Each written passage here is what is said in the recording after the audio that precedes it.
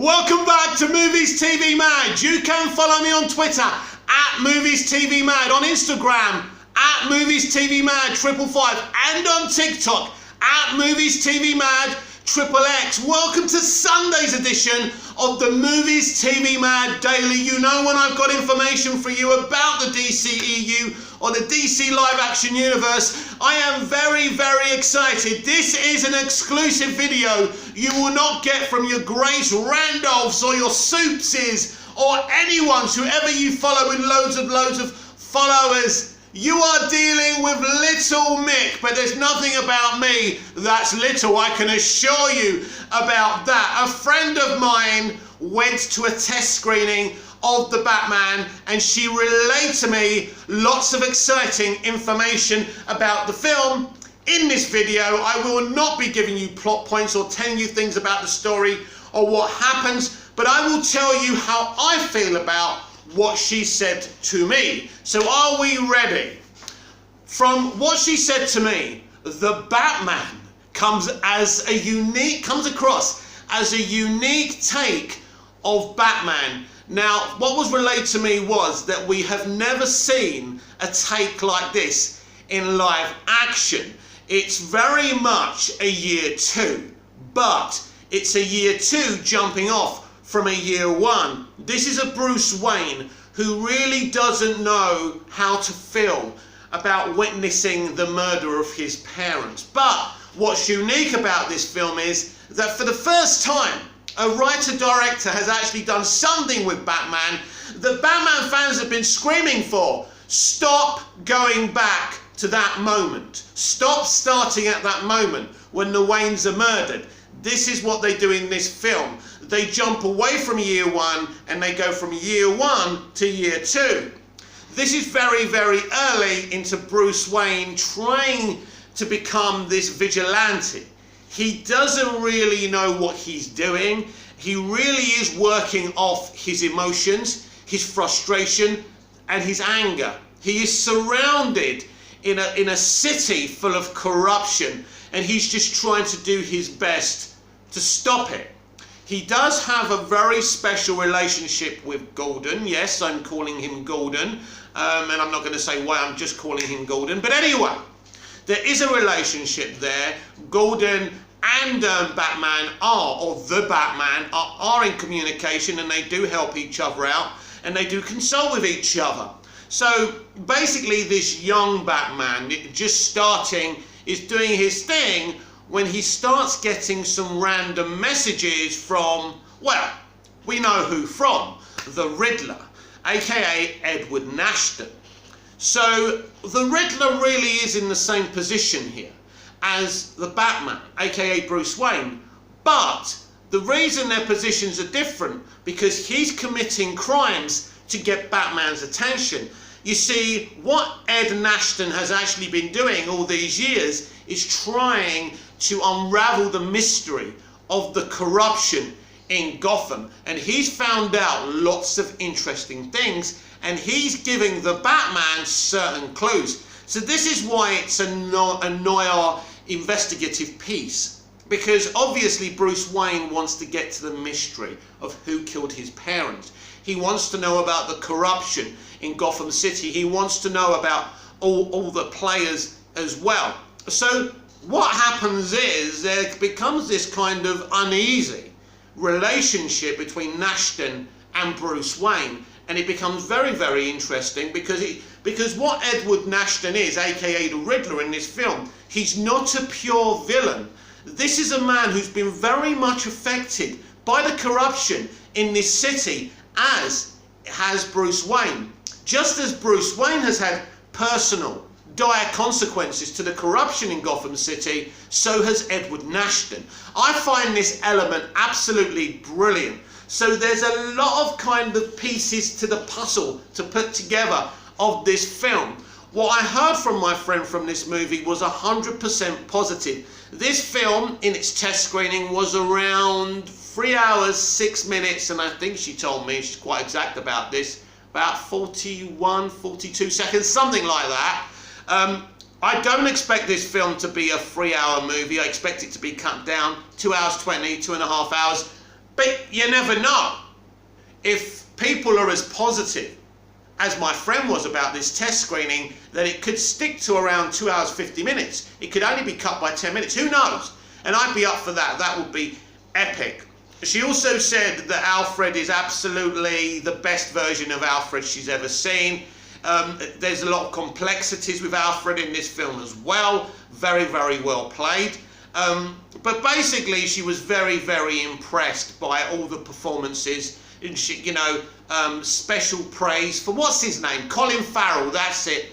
Colin Farrell as the Penguin. Colin has said himself that he's not front and centre in this movie. He doesn't have a lot of screen time.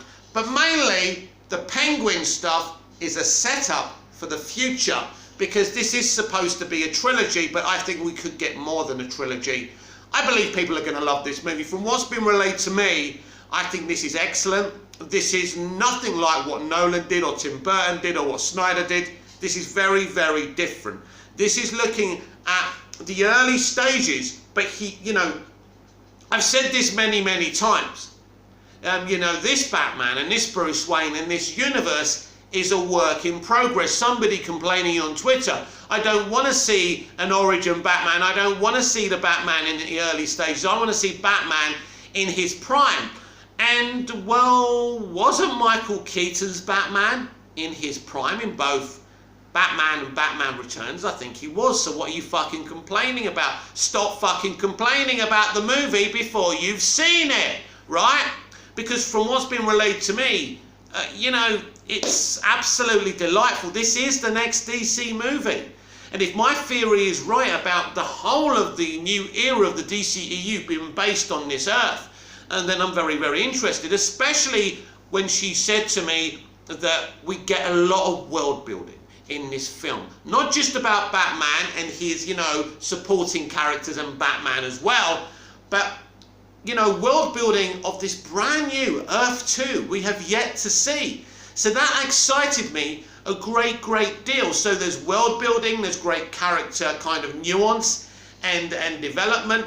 She was very impressed with Selina Kyle, aka Catwoman as well, who I think we're all kind of intrigued to see what kind of version of Catwoman we'll see. We've had an excellent kind of Michelle Pfeiffer, Selina Kyle, aka Catwoman, say that again, not Batwoman, what am I talking about?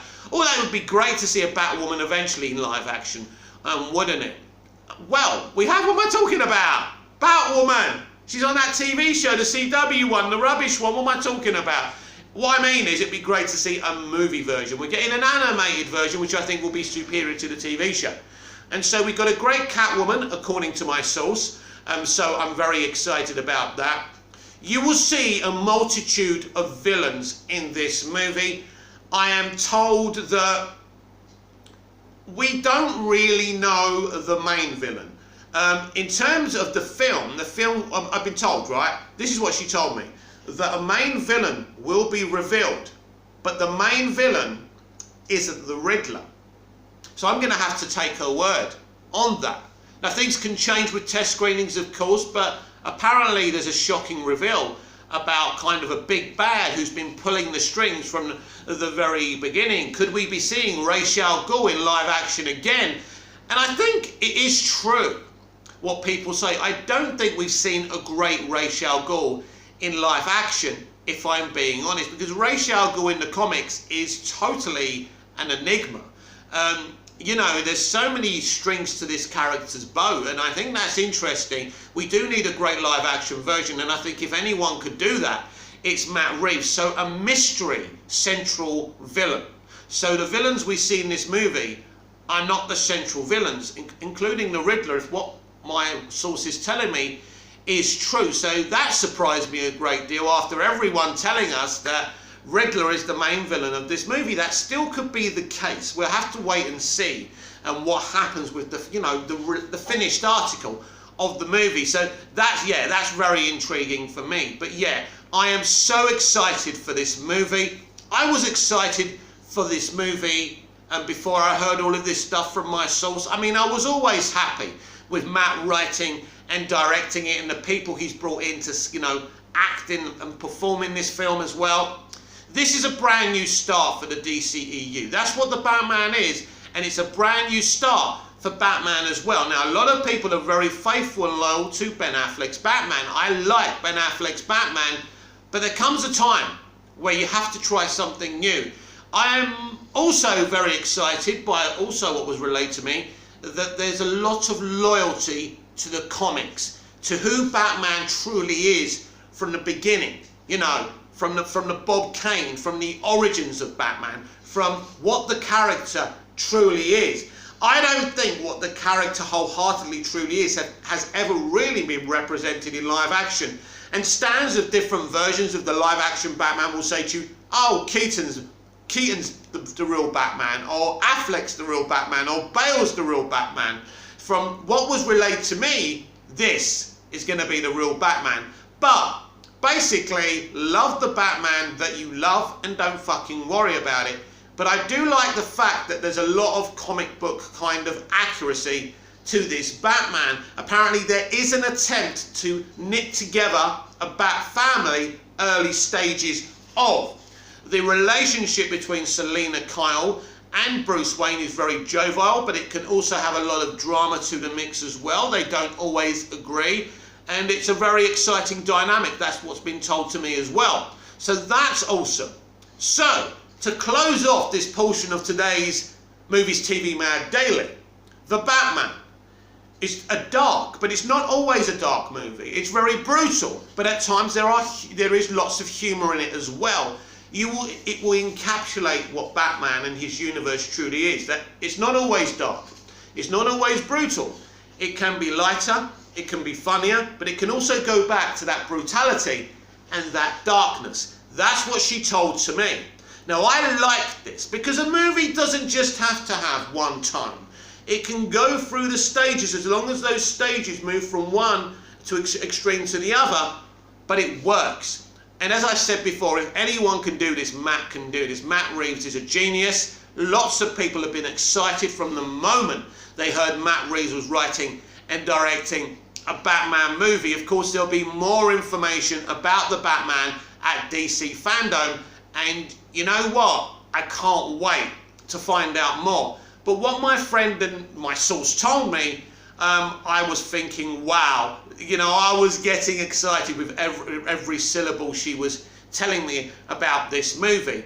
Batman is a very, very popular character. He could be the most popular, especially at DC right now. I don't think he's the most popular at this moment in time, but I definitely think there's a vibe here with Matt Reeves, the Batman, that we could be hitting something extremely special. People will be going exclusively to movie theatres globally in March to see this movie. This date is not moving. This film is coming out in March. Didn't BVS come out in March and have a huge opening weekend? And if it wasn't such a divisive movie, God knows what kind of money that film would have made. It would have made Force Awakens money. What a shame about that. But this movie has got a lot of hype around it. It's got the creative everybody wants. When this guy was announced, no one was saying, oh no, not Matt Reeves.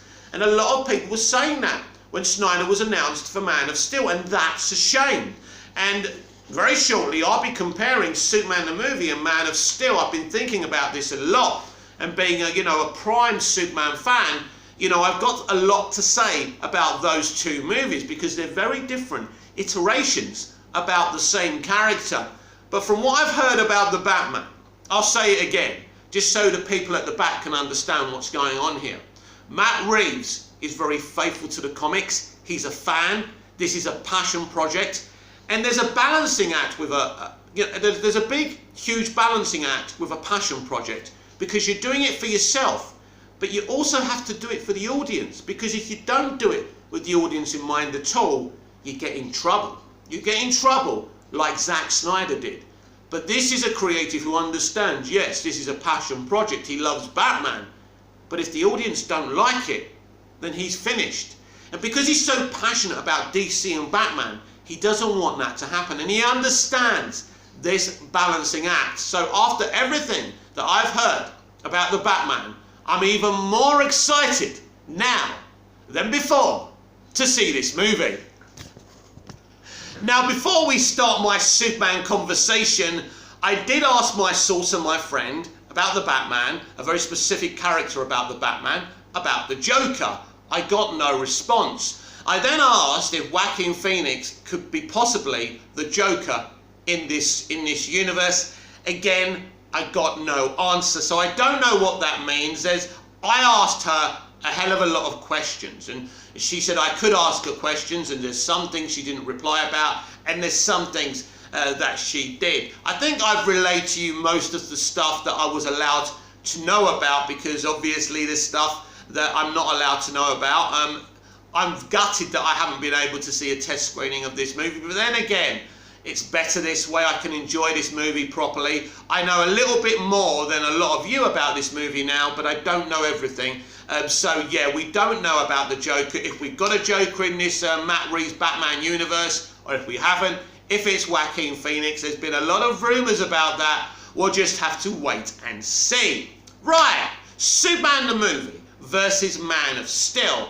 I was laying in bed this morning and I was thinking about these two films, and I think Superman the movie is about Superman's grace and Superman's soul, and Man of Steel is about Superman's power and what that power means to the human race, and how the human race become intimidated by that power, especially in Batman vs Superman Dawn of Justice.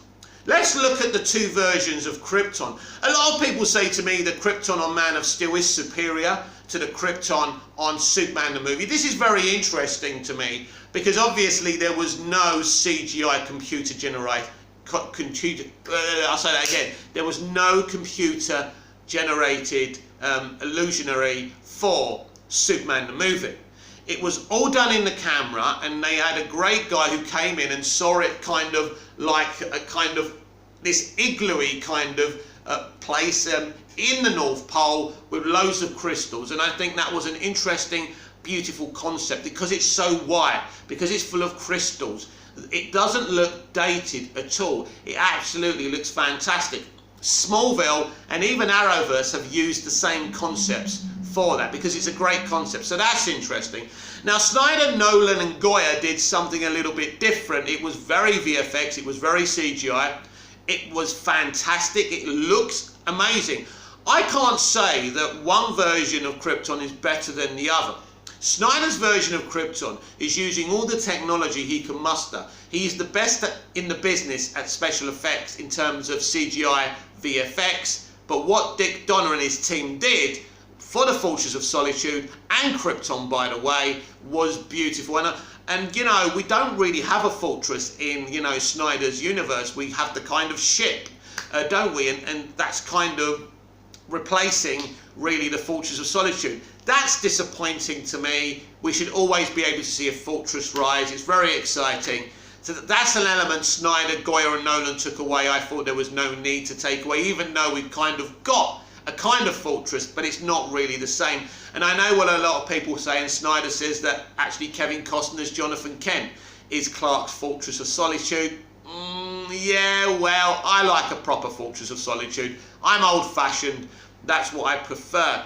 It's very interesting in Superman the movie as well. Well, we actually do go to Smallville after he travels as a child to Earth.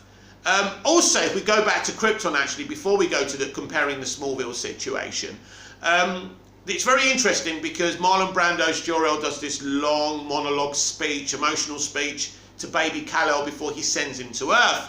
So now Russell Crowe, who's fantastic as Jor-El, as fantastic as Marlon Brando, and that's the greatest compliment I can pay him, by the way, just says, "Goodbye, my son. Our hopes and dreams travel with you." Now, I never really liked the shortness of what he says to him, but I would have liked it a bit more if Snyder focused a shot at Crowe's face to see the emotion. It starts with Crowe, then it quickly goes off to, I think, Lara, then the child. For me, this is wrong. You need to keep the focus on Russell Crowe. He's saying something to his son. He's very important in this Russell Crowe's Jor-El. You know, "Goodbye, my son." It's an emotional moment. Our hopes and dreams travel with you. You know, the shot should be totally on Crowe. He's a terrific actor. I want to see the emotion in his face. That was somewhat disappointing, and I do prefer the fact that Brando does this great monologue, because of course Brando was fantastic at monologuing. He was so good at it. One of the best in the business still. And you don't really hear a lot of monologues these days, and not very good ones either. But that's great. And I get the emotion of how heartbroken Jor-El is to be doing this via this monologue. So we go to Smallville. Now, Man of Steel decides not to go to Smallville straight away, but to show us Clark Kent as an adult traveling the world, trying to find himself and trying to find more information about his alien heritage. There's nothing wrong with that, but what they do is they go to flashbacks. So when I first noticed we weren't going to go to Smallville after he was traveling in space as a child, I kind of was a bit disappointed. But then when I saw the flashbacks, I kind of liked the flashbacks, and it grounds the character a little bit more. So there's lots of interesting moments when Clark saves the bus, the school bus, and Jonathan, you know, does the whole maybe thing. You know, what do you expect me to do? Let them die, Dad?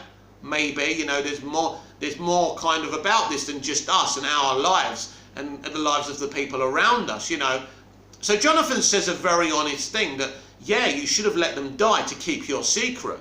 Now, a lot of people said, well, you know, the Jonathan Kent from the comics, or the Glenn Ford Jonathan Kent, or the John Schneider Jonathan Kent would never say that. No, they're kind of more wholesome Jonathan Kents. This is just a more grounded, more honest Jonathan Kent who will do anything to protect his family, even if it's immoral. That's the kind of Jonathan Kent we've got there. So that's not a bad thing. I'm not necessarily saying it's a good thing, but he's just being, you know, it's not a necessarily great lesson, is it? Because we're used to Ma and Pa Kent teaching Clark these wholesome lessons, because the Kents are very important. The Kents, and you talk to people at DC, they'll tell you Superman is who he is because of the Kents. So if you've got Jonathan Kent saying let them die to cover up your secret, it's not a good message. But then again, that's him being genuinely and honestly Jonathan Kent in another way, where Jonathan Kent would always do anything to protect his child and his family, but maybe they overstepped the mark there, and I can agree with that. What's Glenn Ford's Jonathan Kent like in Superman the movie? He's an older man. He's not that elderly, but he's probably around the age Kevin Costner was when he did Man of Steel. Glenn Ford was one of the most famous, iconic actors at that time. Maybe just at the end of his career, as Costner's kind of not at the peak of his career when he did Man of Steel and BVS either, but Kevin Costner is a legend. As big a legend as Glenn Ford was back in those days. So Glenn Ford was a great pick. Even, I think Glenn wore a wig. You couldn't even notice he was wearing a wig. Great performance, great Jonathan Kent. My favourite Jonathan Kent is John Schneider from Smallville. That is who Pa Kent is. Fucking hell, that is Pa Kent. I like the fact he's got flaws, but he's also teaching Clark a lot of wholesome lessons. You know, quitting is a hard habit to break, son. One of the best lines in Smallville history. So Glenn Ford's Pa Kent is teaching him the good things. We don't see much of him, if I'm honest. We see him when they first find Clark, or Kal-El, as he is when he's a baby. And then, you know, the second time is when they have the conversation. But they do have this great conversation. You are here for a reason. To be fair, Costner's Jonathan says the same thing. I don't know what reason, whatever that reason is. But I do know one thing. It's not to score touchdowns. So then, you know, Clark tries to race him. He has a heart attack. Was it Clark's fault that Jonathan died? I don't know. But it's a very emotional moment. And it's after his death that he realises, well, he finds the green crystal. And then that's how he creates the Fortress of Solitude. And the rising of the Fortress of Solitude for a 1978 movie, of course it wasn't made in 1978, it was made, you know, 76, 77, but maybe they even started filming in 75, I'm not sure about that. No, Superman the movie is one of the longest shoots in the history of Hollywood. It started it took about 18 months, 2 years or so, if I remember rightly, so it was a very long shoot. But the rising of the Fortress of Solitude is such an emotional moment in Superman the movie. Seeing Clark, who thinks he's this ordinary guy, he knows he's got these abilities, but to see the fortress rise like that, and when the special effects for it were amazing. They literally built it there, you know, on a backlot. It was again, this is in the 70s with no VFX, with no computer generated images. This is, people underestimate how good this is, how impressive this is. And you know, Snyder has got all the VFX, money can buy, and he couldn't be bothered to do a proper Fortress of Solitude. So I will criticise Snyder for that, and his fans will come in on me for that. But you need a Fortress. Now let's compare the flying. Listen, I think Christopher Reeve as Superman, flying in Superman the movie, Superman 2 and Superman 3. Obviously in Superman 4 the flying shit, I can't defend it. But the first 3 Superman movies, especially Superman the movie, that's the best I've ever seen Superman fly to this day. And the flying's not bad in Man of Steel, but again, with all that money to do the best effects, I would have thought we could have had some better flying from Superman. So I don't think it's the best flying at all. And again, maybe that's my bias towards Superman the movie because I grew up with that movie. Maybe I just prefer that. I think, he's on a fucking pole in Superman the movie. Well, behind him's a blue screen.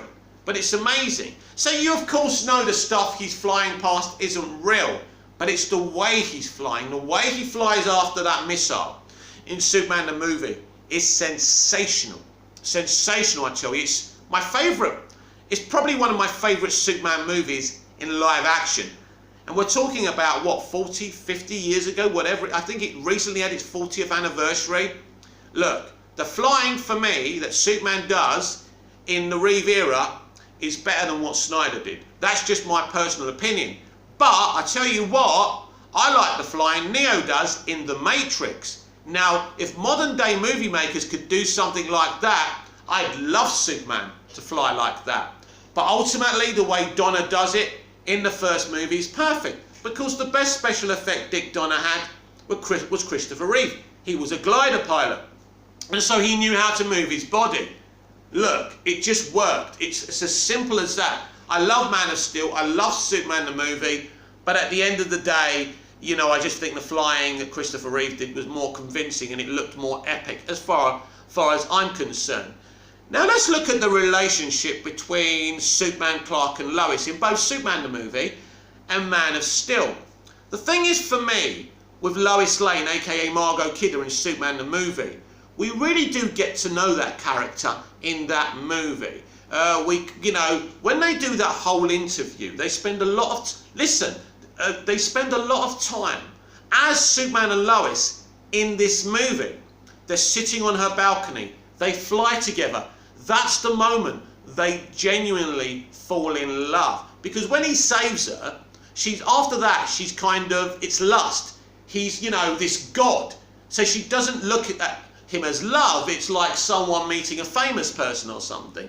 But it's when they spend that night together that they genuinely fall in love.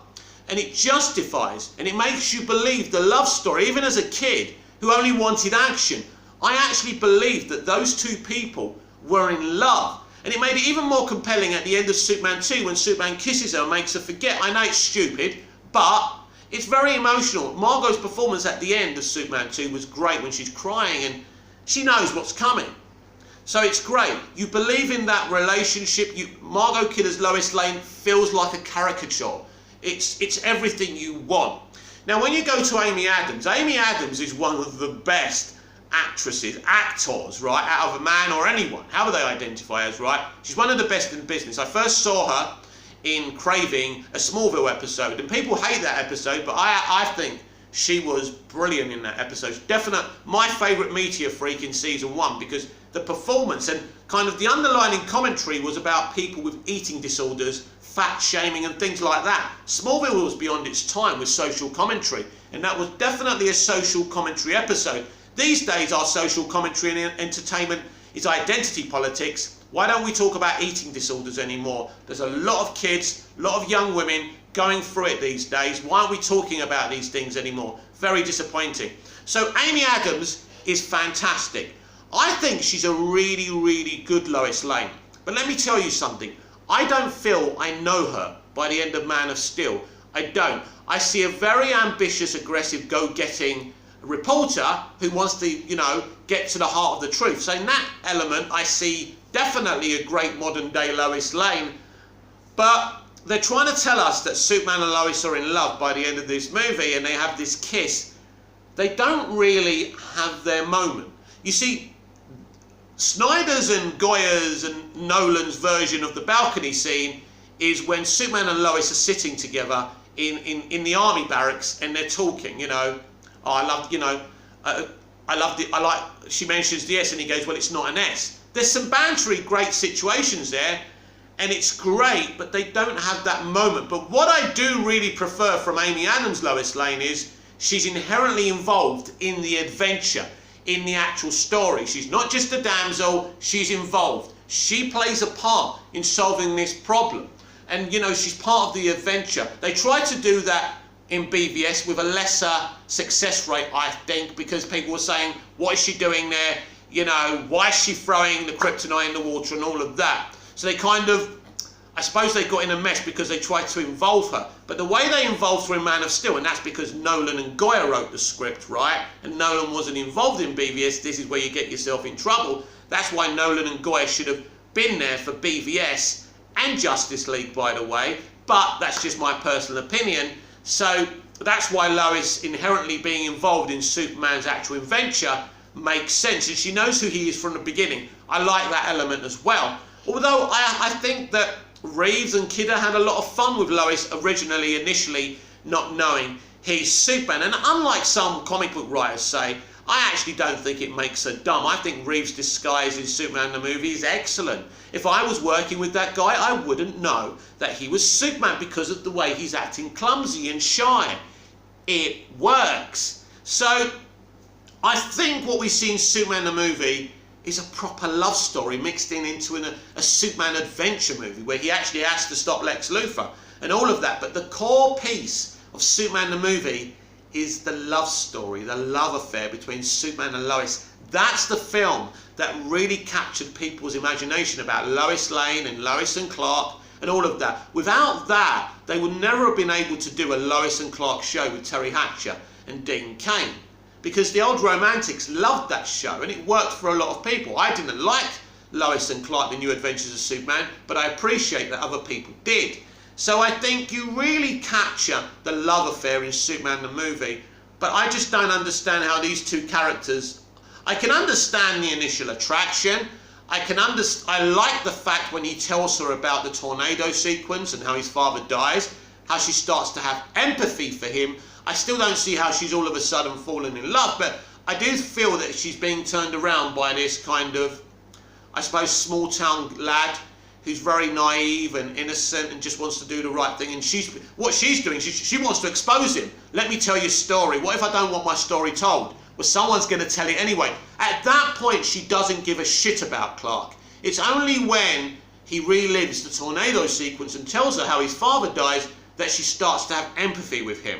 So I like that. I'm not saying I don't like Man of Steel, because I know a lot of you are quite simple in that way.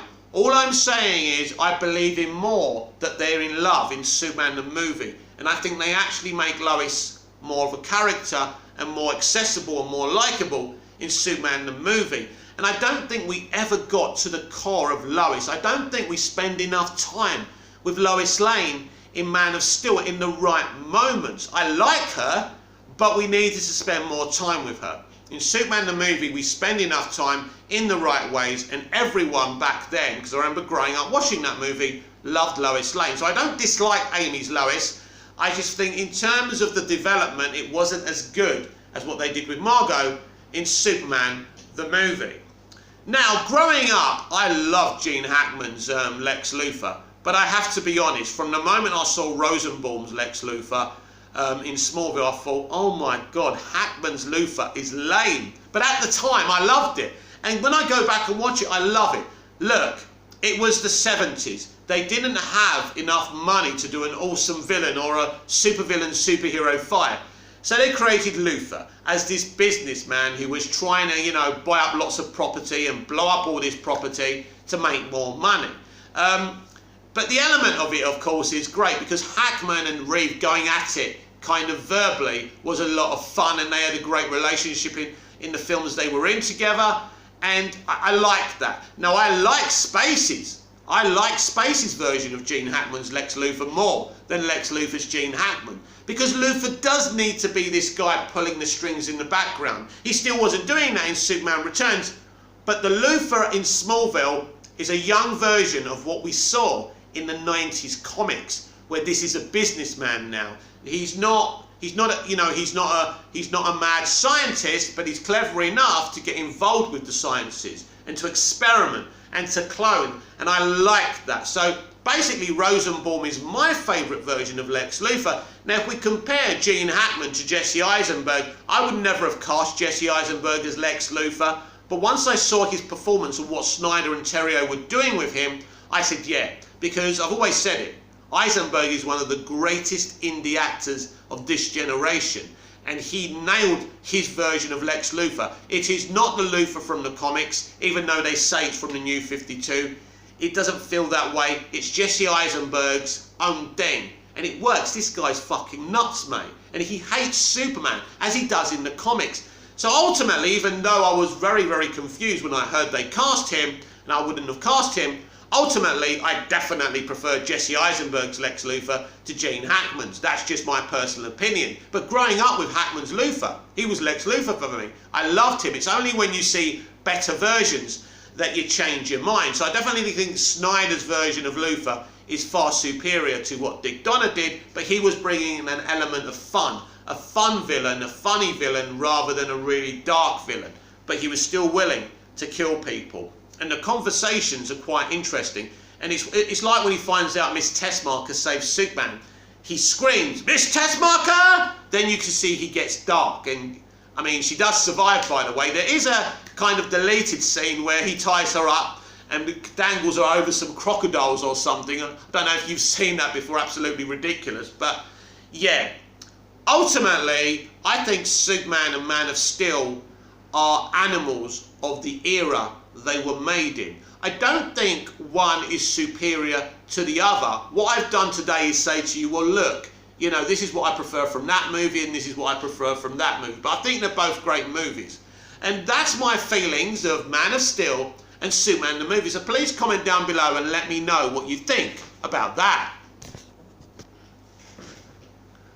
I just want to thank Bobcat for mocking this up for me. This is my new profile picture on my YouTube and some of my other socials. Movies TV Mad with me as Superman standing there.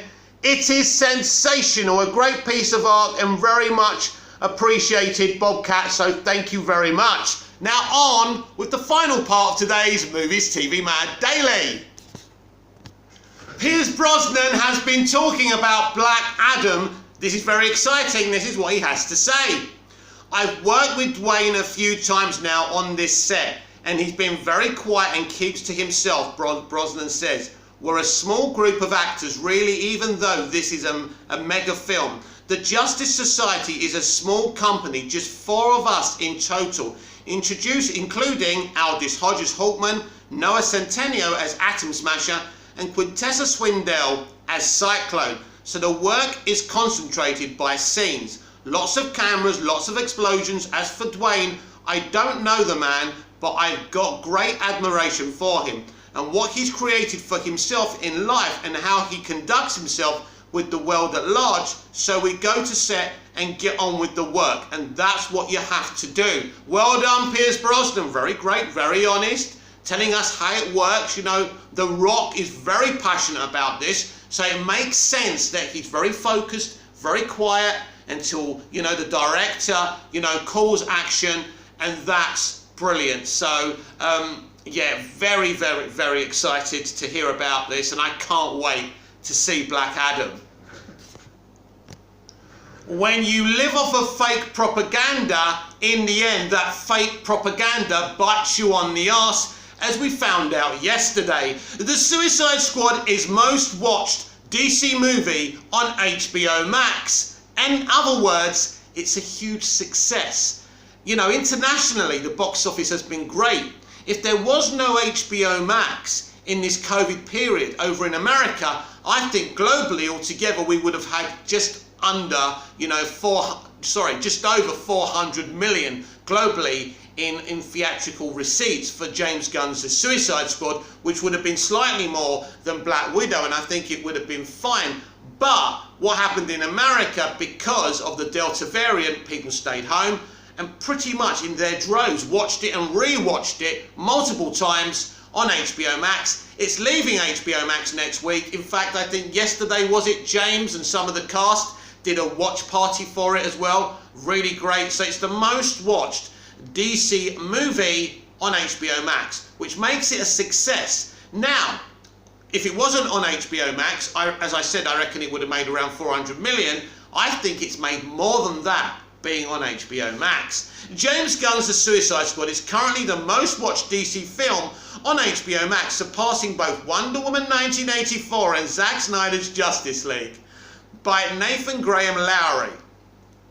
The Suicide Squad has become the highest viewed DC film on HBO Max. The soft reboot sequel was directed by James Gunn and saw it as return of Margot Robbie's Harley Quinn, Joel Kinnaman's Rick Flag and Viola Davis's Amanda Waller, and Jay Courtney's Captain Boomerang. From 2016's Suicide Squad, the film follows both Wonder Woman 1984 and Zack Snyder's Justice League to be released directly onto the service. The Suicide Squad has seen much praise in comparison to the original film, earning a 91% rating and certified fresh from critics on Rotten Tomatoes. In comparison to 2016's Suicide Squad, 26%. The film was also warmly received by audiences, not only earning an 82% audience rating on Rotten Tomatoes, that's brilliant, but also broke pandemic-era box office opening records for an R-rated film by grossing $4.1 billion on Thursday night preview screenings. And now it has been revealed that the film has seen further success for its... Hang on. Let's say that again. I think they've got this a bit wrong. I don't know what... Because this is weird. What are they talking about? Right. Rating and certified fresh from critics on Rotten Tomatoes in comparison to 2016's Suicide Squad's 26%. The film was also warmly received by audiences, not only earning an 82% audience rating on Rotten Tomatoes, but also broke pandemic-era box office opening records for an R-rated film by grossing $4.1 billion. They got that wrong. Clearly, it didn't gross $4.1 billion. That would be one of the biggest hits ever. So, in the opening of James Gunn's The Suicide Squad, it was 26 million. That was very, very good for an R-rated film during the pandemic. I don't know where they're getting this $4.1 billion on Thursday night previews. So yeah, I think, so the previews were, I think they're talking about not billion, million, right? Yeah, I'm losing myself with this article. I'm trying to correct them. Anyway. Thursday night preview screenings. Now it has been revealed that the film has seen further success for its same-day streaming release. According to recent reports by Samba TV via Deadline, a viewing analytics organisation, the Suicide Squad registered a viewership of 4.7 million US households during its first 3 weekends of release on HBO Max. This surpasses both DC's previous releases, with Wonder Woman 1984 earning a viewership of 3.9 million households, and Zack Snyder's Justice League earning a viewership of 3.2 million households. However, despite becoming the highest viewed DC film on the service, it fell behind both Mortal Kombat and Godzilla vs. Kong, which holds a viewership of 5.5 and 5.1 million respectively. Yeah, Mortal Kombat is a huge IP, by the way, huge game, loads of games, and Godzilla and King Kong are huge as well. Everyone says, well, it's DC, no, Godzilla, Jesus Christ, Godzilla was created before fucking DC, to think about that, and King Kong. So yeah, that's understandable. And as I say, the Suicide Squad IP isn't huge, isn't something that people are that excited about, right? So it's done well for this period. Despite a strong critical and audience response, the Suicide Squad has been the subject of many discussions regarding its financial success. A recent observation by film industry analyst Githesh Pandya stating the film's lifetime gross estimations suggest it won't surpass Suicide Squad's opening, with the film suffering an 81% drop in box office numbers during its second weekend. Many factors have been attributed to the steep box office drop, such as the ongoing COVID-19 pandemic and spread of the Delta variant, making audiences reluctant to fully return to theatres. Basically, audiences will go to theatres when they want to go to theatres. They wanted to go to theatres for Free Guy, and they wanted to go to theatres for Jungle Cruise. They're mainstream, central movies with 2 movie stars leading them. People went to them. People weren't that inspired to go to the cinema and risk their lives to see the Suicide Squad when they can go and see it, stay at home and see it. That's the thing about it. Unclear marketing, which is not true at all. That's nonsense. Association with the original film and absent characters such as Deadshot made audiences unsure of what to expect of the film have also been considered when discussing the film's box office performance. There's no question. Will Smith and Deadshot, but Will Smith played Deadshot. Will Smith being in that first movie and, you know, Joker being in that movie uplifted that excitement level for that movie. Otherwise, that film wouldn't have made as much money as it did. Even though The Suicide Squad is likely to be a financial disappointment in the eyes of Warner Brothers, well, in terms of movie theatres, it's a financial disappointment, but we'll talk about the altogether. Its legacy within DC's filmography is secure. The Suicide Squad's post-credits teaser was shot during the filming of the spin-off series Peacemaker, giving audiences a glimpse of the fate of John Cena's character. James Gunn has also expressed that he's open to returning to DC Universe, saying that he would want to do more movies focused on the universe's villains. DC Films head Walter Hamada also suggested the director has more projects planned within the franchise, with further projects for Gunn and strong responses from both audiences and critics. The Suicide Squad is sure to be remembered more fondly than its predecessor. I don't mind either film. I like the first Suicide Squad and I love James Gunn's Suicide Squad. There's no point trying to hate one thing and love the other thing like some Snyder fans do. Right. In life, if I buy 2 million cans of Coca-Cola and I have 60 shops, I don't just count what I sold from my shop. I make sure I have the figures for how many Coca-Colas I've sold in every shop around the world. And I'm going to be going, wow. And this is what Warner Brothers will be doing. They'll be saying, right, how much did we gross by the end of it being in movie theatres? I'm predicting about just over 200 million. So that's about 15 million over the budget that they spent. So they made a little profit in movie theatres, but not much. About the same money as Birds of Prey and the Fantabulous and that Emancipation of One Harley Quinn. But then it's the money, it's the hard cash they've made from day and day that you don't know what they've made. They have made a lot of money when they add the cinema box office receipts and the HBO Max receipts, the subscribers, the advertising, the sponsorship, everything that goes into day and day. They've made a hell of a lot of money. And guess what? This is what you hate, media and analysts and fans trying to, you know, ram the flop, you know, tag round this movie because of your agenda, right? You will never know how much hard cash this movie's made. But I can assure you, altogether, James Gunn's The Suicide Squad is on a big, huge profit. And James Gunn will be back, and the multiverse strategy is in fine fettle. This has been Sunday's edition of the Movies TV Mad Daily. You can follow me on Twitter at Movies TV Mad, on Instagram at Movies TV Mad 555, and on TikTok at Movies TV Mad XXX. Thanks again, Bobcat, for that brilliant piece of artwork. It's already on my YouTube. Check it out, and on my other socials. Very much appreciated. We move forward. We are moving forward with this channel, and anyone who supports me and is coming with me on this exciting journey, I'm extremely positively very grateful to all of you, one and all. Until the next video, I will see you again then. Until then, goodbye.